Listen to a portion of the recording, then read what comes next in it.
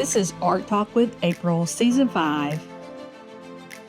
This season, we're talking with some return artists from previous seasons and some new artists, some people that are just starting out, and some gallery professionals. Hi, everyone. Today I'm talking with Chris Wade of Ethereal Geometry in Huntsville, Alabama. I thought, man, let me talk to him because, a lot of times when artists are doing stuff, not much changes year to year, but you've been doing some really cool stuff, like very recently. I've been doing a lot of weird and different stuff. And I say weird as in weird compared to the weird I already do. I've been doing a lot more small stuff because I realized I have way too many ideas that I am absolutely fascinated and amused by to just wait until I have time to pick and choose which few I get to do on a large scale. Yeah. So I realized I need to at least get them out as concept sketches and or small paintings that I can pop out quickly. So I realized, I'm not really the quantity over quality type. I've always been, the type to absolutely obsess over perfectionism. Yeah. But there comes a point where I had to be like, well, I'm not getting anywhere by just doing the big stuff. Yeah, I'm not getting anywhere by making everything huge and time consuming. So I got an iPad. I started, popping stuff out in Procreate, or at least getting my ideas going in there and practicing digital art. And as a way that I could kind of expand what I do, I occasionally will say I have an old sketch that I no longer have or can't find and have a picture of it. I will get my print guy to do a nice thick print of it, just a self shot of a sketch, and I will use that as the line work to do a painting, or at least to do a digital version of it. Just colorize it and go from there. So I've gotten to where I constantly have a creative overload going on, and just way too many ideas, constantly having to make mental notes or put on the list in my phone of ideas to paint. And then I'm constantly starting small. And I totally, I do the same thing. Yeah. What I did for my LA show recently at the International Space Development Conference, what I did for that was, in order to get the money to go, because I didn't know if I was going to be able to afford to fly out there, I just posted online, hey, I've got all these tons and tons of tiny concept sketches. $35 a piece if you want to help support my trip. And so now a lot of people have goofy concept sketches of mine. I have pictures of them in my phone. So they're all documented. And so I can go back and paint those ideas eventually. But, a tiny notebook like this. Yeah. Or I'm always keeping several sketchbooks on me at any given point. These three plus this one were in my bag that I keep my laptop or my iPad in. So then I'll go back through and, I've been playing around with these things finally. I saw everybody using them and I thought, well, a buddy of mine uses them to create these just unbelievable works of abstract space art. So I thought, okay, I'll try those out. And so I made nice. This is all colorized using Posca pens. Really? Yeah. This is holy cow. That's the awesome. Adventures of the Astronaut from Hell. That was based on a conversation with a kid at space camp when I worked there. He said he wanted to write a book called Adventures of the Astronaut from Hell. Sketched that up during a conversation and then colorized it later. So that one was colorized digitally, or no, just using these. Oh wow, really? Yeah, it warped because I was attempting it with water and acrylic ink at first, and then I realized, wait a second, maybe I could check out how I could use those pens and kind of speed up the process a little bit and just use it for practice. I varnished over this is like one of those little wood things from Michael's. Yeah. And I drew the thing in with pencil, and then I was making a powdered graphite painting, basically, with a brush and water. And it just, surface made it just bleed and run too much. So I varnished over it with like a clear gesso. And then I just thought, okay, I'll experiment with these Posca pens. And that's so cool. I got to add the little crescent moon back on the door, but this is the attendant. Yeah. So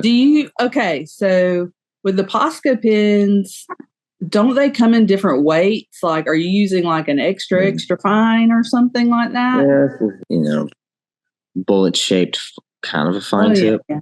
Not like crazy fine tip. Now, if I can find those, I'll be in business. But there's the bigger ones. But okay, I really like those. I like working like tiny scale. I do too. Yeah, that's my favorite part. But no, you asked how my work has changed, though, and I would say my focus has shifted to trying to get as many of my ideas out as possible, and I do that when I'm relaxing. I will sketch while I'm relaxing, experiment with those tiny sketches while I'm relaxing, and then, practice my line work and my pen work that way, just for fun, just for the therapeutic aspect of, getting to use a drafting pencil and a drawing pen. But then as far as my focus, it's been on, let's just say the past few art shows I've been in have really kind of blown the lid off of my creative box. I went to Meow Wolf in 2022 while I was on a trip to deliver some artwork to a couple customers out in Denver. And that was one of those things where it just kind of, lined up to where suddenly somehow I had 3 customers in 1 week to deliver to in the same city randomly. Wow. Yeah, I have weird synchronicities happen like that. That's pretty cool. But then the shows I did after that. So at the last semester or fall semester, I was teaching school. I was teaching art at a middle school, and that was a bad situation. I wasn't able to get any artwork done during that time, and I was having heart palpitations, panic attacks, and I finally at the end of the semester I had to say to the principal, "Hey, this is not what I signed up for. There's hardly any teaching able to happen. It's all putting out fires the entire time, and this is not what I signed up for. I'm an artist, not a school teacher." It's one of those emergency certification kind of things. So as soon as I quit, I got back to it full speed and flew out to LA for a show I got invited to with one of my favorite artists curating the show, a guy named Scott Listfield.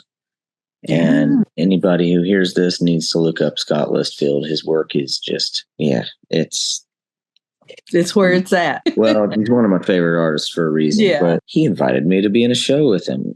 Holy crap. Wow, that is so cool.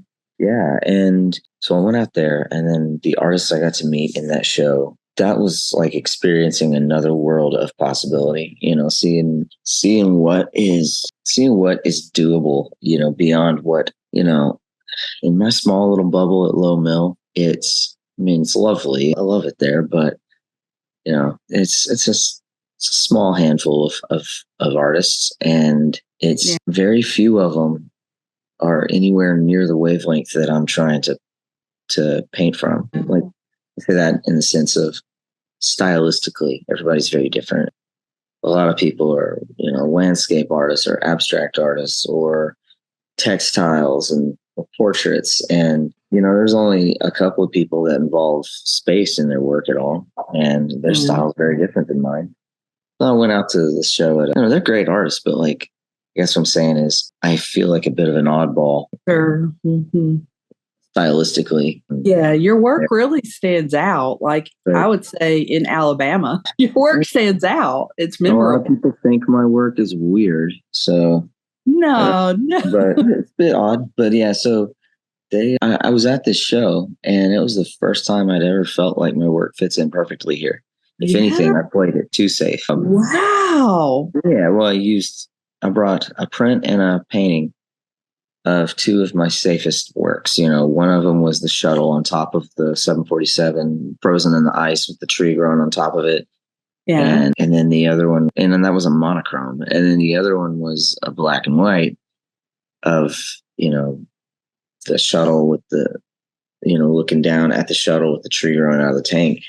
Sure. I had a couple other ones that I thought that were newer and that I thought I should have brought those instead. But either way, everyone loved my work. I was blown away by everybody else's work. And it just kind of got me on a creative high, if that makes sense. Like, Yeah. where I just could not quit thinking about everything I wanted to create. I was like a kid on a playground. And so ever since then, I realized, okay, my work, I realized I want to really evoke the emotion of what I'm feeling in my work or in my dreams. Okay. So Yeah. my artwork to me is kind of a way I reconnect with that world in my dreams. Sure. Yeah. It's like a place I wish I could go in real life, but it's strange. It's like a more fun version of a world we all already live in.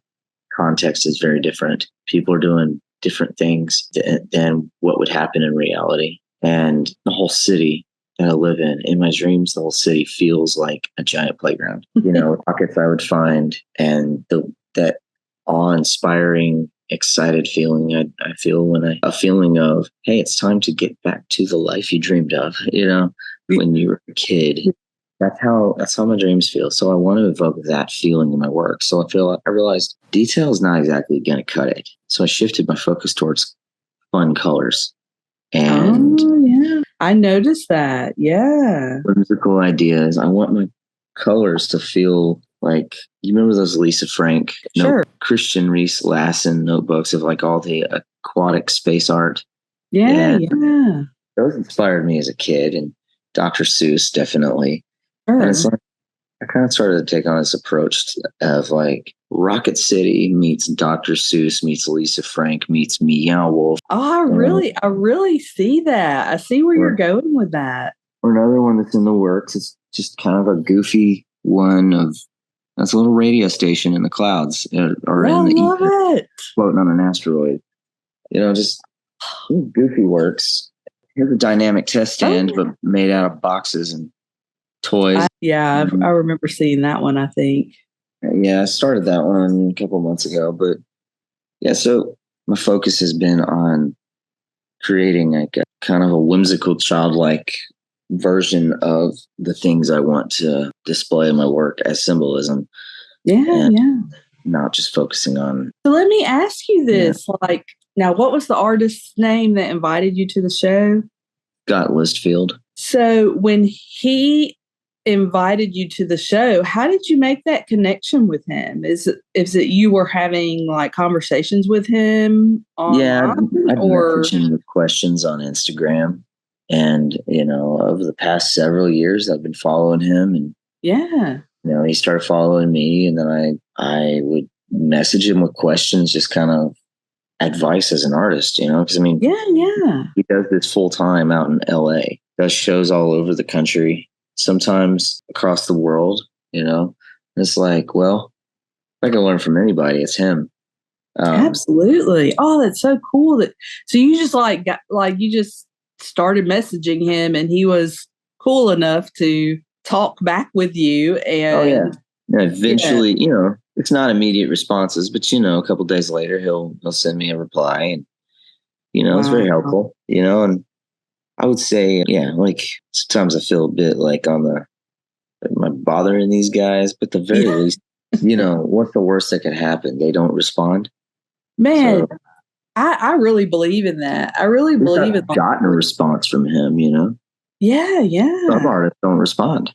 Yeah, that is true, because I started to try to do that, and some art, and it's a little disappointing when like you follow someone that you really love their work, and then they aren't as friendly or as open as you would hope, and then you're like, oh man, you're not like that, are you? Sometimes they're too big or too famous to to where they might not even be the one that's doing their Instagram for all you know. Or they might have their settings turned to where no one can send them a direct message, and or you can do it, but like they won't see it because it won't notify them. And like times where I've tagged a favorite band in a post, or a favorite artist. And, just with the little who knows? They might see this, they might not. If they do, well, really cool. And, years later, if I've tagged them again, I see that they still haven't seen the one from before. And, it's okay. And yeah. I mean, like, that's social media for you, I reckon, Yeah, at the last show I was at, we all got interviewed by Melissa Navia from Star Trek Strange New Worlds. Yeah. She shared the videos I tagged her in, like on her story. Well, if I message thanks, she hasn't seen that. So yeah. Well, how did that come about? How did that whole show and her coming around and speaking with you, how did that happen? Well, so it's the International Space Development Conference put on by the National Space Society. I knew that one of their guests of honor was William Shatner. Yeah. But that's one of those things where it's going to be some expensive dinner that you got to pay for a ticket to attend. And then, if you're at that dinner, you'll see William Shatner receiving some award on stage. Gotcha. But the VIPs really didn't hang out with the crowd. A lot of them, they had a handler with them, obviously for good reason, because you end up with crazy fans that want to commandeer their time. Sure. Not crazy, people that just don't know they don't realize that they got to respect people's time. Yeah.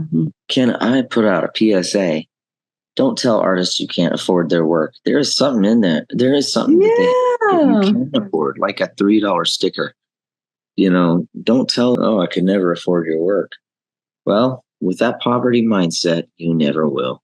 Yeah. So, other artists don't necessarily know how to make those connections and network in a way where... Well, I don't either. Well, but I mean, you have. I've gotten lucky. You've reached out to artists who are open to talking with you. Yeah, and I do that. You did it enough that they knew who you were. They responded. They had a relationship with you, right? Right. Like you were involved in talking about their whatever. I don't know what you said to them or whatever, but I like to talk about their thoughts behind the ideas and where the creativity or where the inspiration comes from. I mean, mine dreams. Scott, he said his came from kind of feeling like a stranger in his home on his home, or kind of feeling like an alien on his home planet. So that's kind of where his comes from. Other people, I message people whose work really inspires me, but also their work seems like it comes from a similar place or comes out very similar to what I'm going for. Yeah. So I'll message them, with questions like that. But anyway, go ahead. But I mean, he probably looked at your work and was like, wow, this guy, he's really doing something, and he probably connected with your work in a way because you're obviously, doing something kind of on the same lines. And I feel like, I don't know, I guess, so with the show that you did with William Shatner was there. What was that? That was a space. Yeah, the International Space Development Conference. Yeah, turns out there was a whole cast of Star Trek that was there. Not the entire cast, but 5 or 6 of there was 4 from various shows, and then William Shatner was there only for that one event. And we had no idea that Melissa Navia was going to be. I had no idea she was there. All I knew of it was William Shatner was going to be there. Who knows if we'll even see him? And there's supposed to be a couple shuttle astronauts, including Jose Hernandez. So if you've seen that movie, A Million Miles Away, about him, that movie's a tearjerker. But I got to meet him. He came by and looked at my work. He was super nice. Gosh, that is so cool. Yeah, it's really cool when you get to show an astronaut your work. Yeah. But then, we had no idea that Melissa was coming through to interview us. And hey, that's pretty cool. Got to meet her. She eventually came back through, interviewed a couple more of the artists, and then bought a print from me. We got a little tiny print of the kitty riding on top of the Enterprise. It was a pet portrait I did for somebody. Yeah. But I would say, like, if we're talking like networking and trying to build connections, I've never been great at it. I'm trying to get better at it.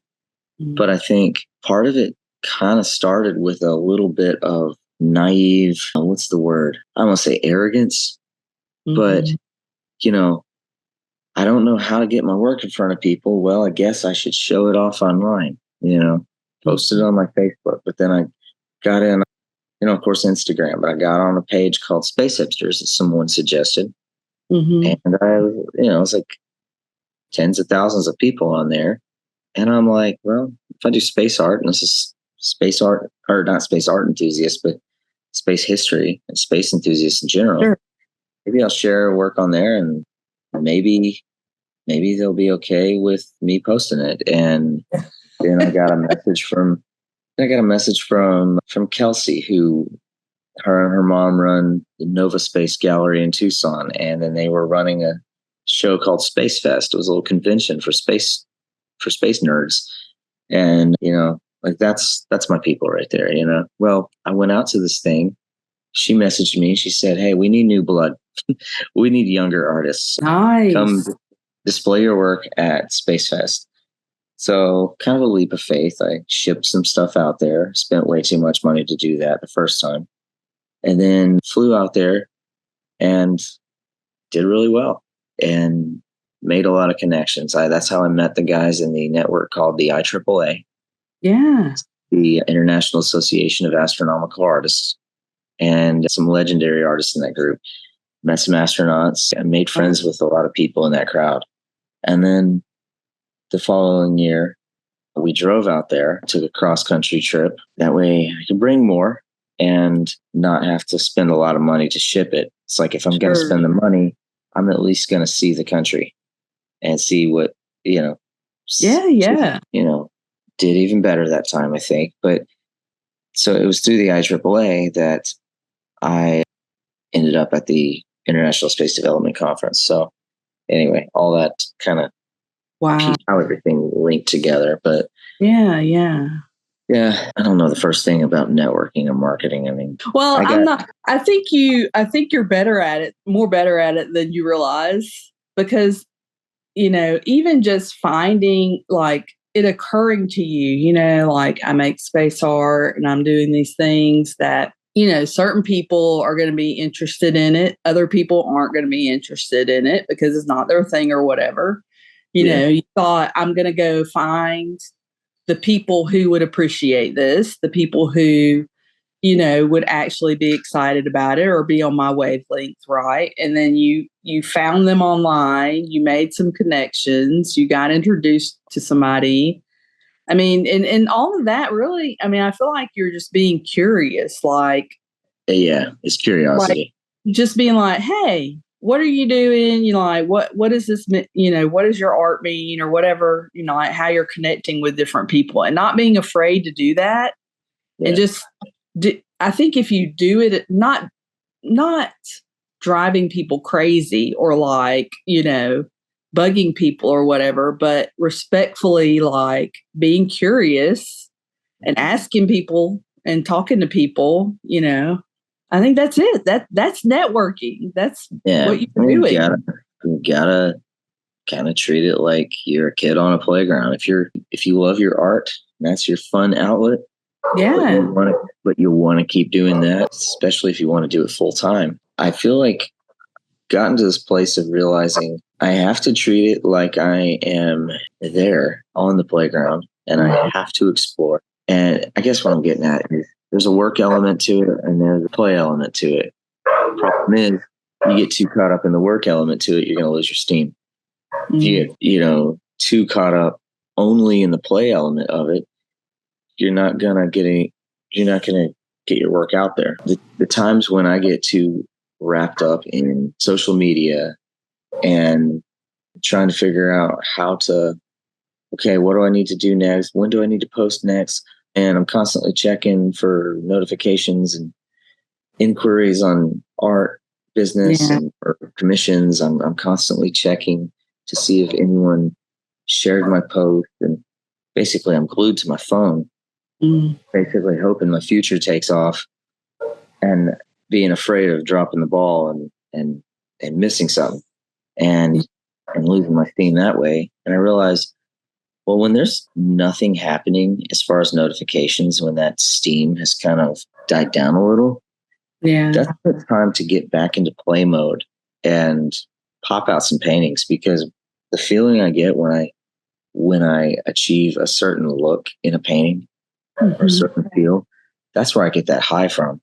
You know, I'm chasing a high that I get from breathing in my own farts, basically, to reference South Park. No, it's I'm chasing a high I get from that satisfaction of making a painting or a drawing come close or get to where I envisioned it. Yeah, I think a lot of artists, that's what it is, you know.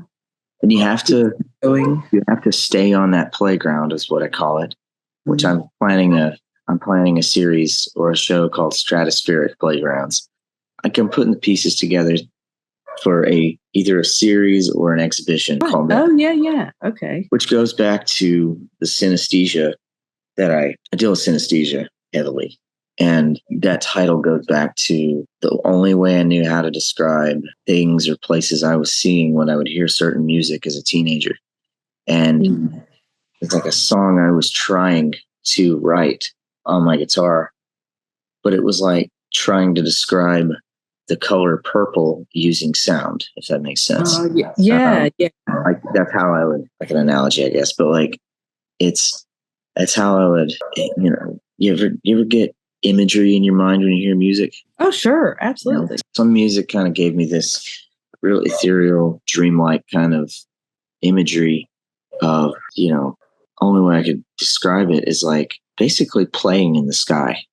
Yeah. But with like the imagery that would also have like giant radio towers and which is kind of where things like this come from. You know? Yeah, I see that. A little goofy, but still like little imaginary playgrounds for the mind. Well, anyway, you got to stay on that playground is what I'm saying. And channel from there, because that's where your following is going to come from. Otherwise, or at least for the kind of work I do. Other people do it just because they love the process. Other people do it because they love making things that people like. For me, it's like I'm channeling from a childlike fascination from that playground. Sure. And I'm trying to bring people there as much as I know how. But at least I think, and one of the things I wanted to talk to you about, and I want to make sure that we do, and the reason why is because you have kind of spoken about it online. I know we're going with this. How are you feeling about like what's going on with generative AI? And I mean, do you feel like it's affected any of your sales, or have you noticed anybody taking your own work or doing anything like that? You know, a lot of people are very understandably paranoid about their work getting ripped off. And Sure. Here's the thing, that the way I see it is, yeah, it's a complicated issue. And it's so complicated, I don't know how to keep up with it. Yeah, exactly.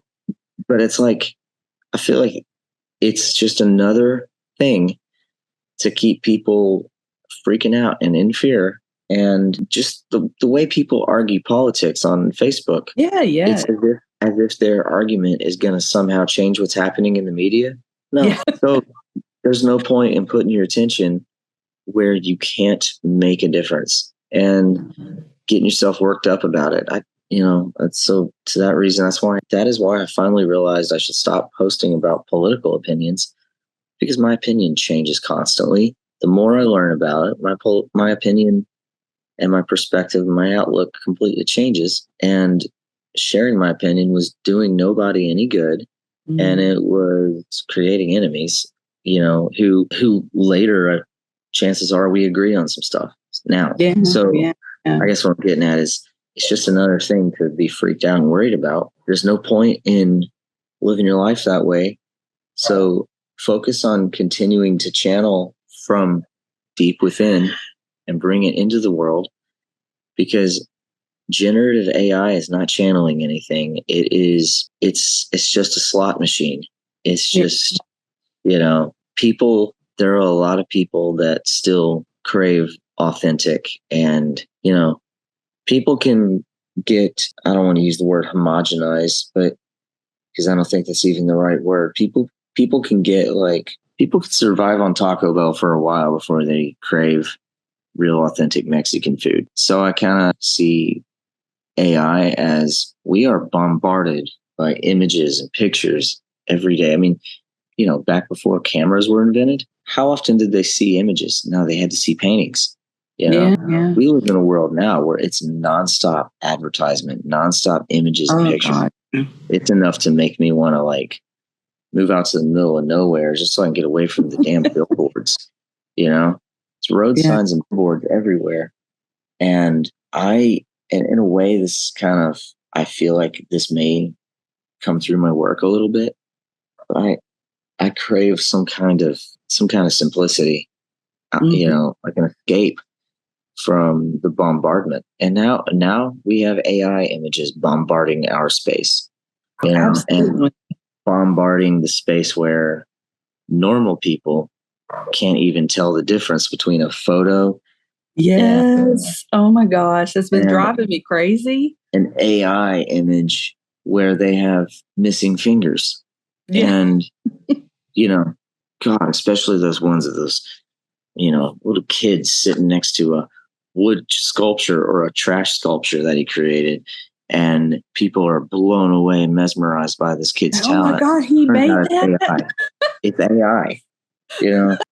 Yeah, for a little while I would comment and be like, oh, that's AI. And I think a lot of people were doing that, but at a certain point, it's like there's so much of it. It's so saturated now that I think people are going, well, in my opinion, and from my perspective, I'm over it. I'm like, okay, I'm tired of seeing this stuff. Like it's like advertising, like you said, like it's just in your face all the time. I'm like, oh, I feel like other people would feel that way too, because it's like too much.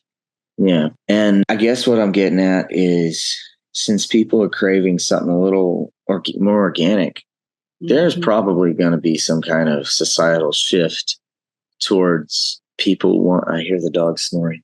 There's going to be a societal shift towards people just getting to where they, at least a huge part of society is going to get to where they just can't stand AI images anymore. And it's already happening.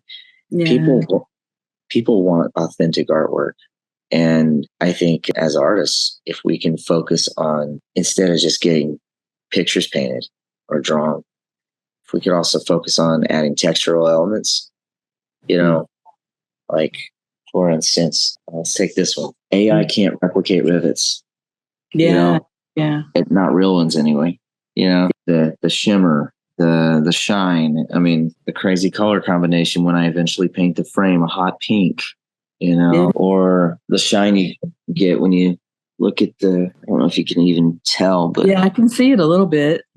Like texture in the work, wood grain, the shine of the ink, the shine of the gloss and the varnish, the resin, show off the process so that people, especially people growing up where AI is so prevalent, kids, they see a video of someone airbrushing, lighting effects, and they're like, oh my God, that's so much cooler. Yeah, like that's so much more to me. I mean, I hate to use the word magical, but it is kind of magical when another human being is creating something.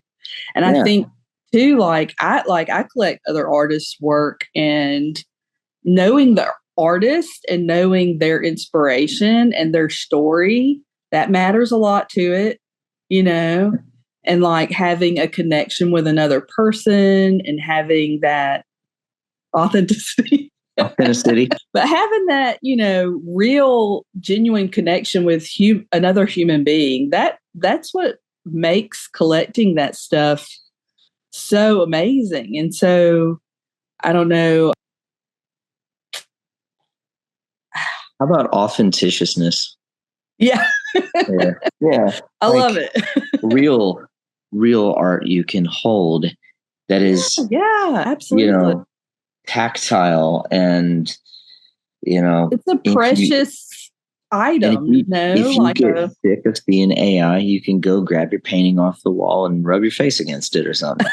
You know, the texture of a canvas might feel good. Who knows? But yeah, I mean, I've seen some crazy art forms start to emerge since AI bros, tech bros making AI have tried to take over the world and make art obsolete.